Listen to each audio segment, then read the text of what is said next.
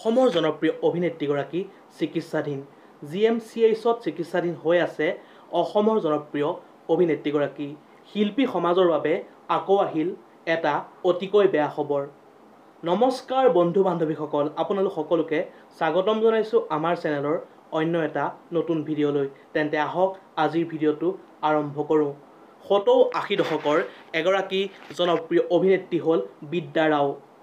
বিদ্যা ৰাও বৰ্তমান অসুস্থ। উল্লেখযোগ্য যে গুৱাহাটীৰ GMCHত চিকিৎসাধীন হৈ আছে।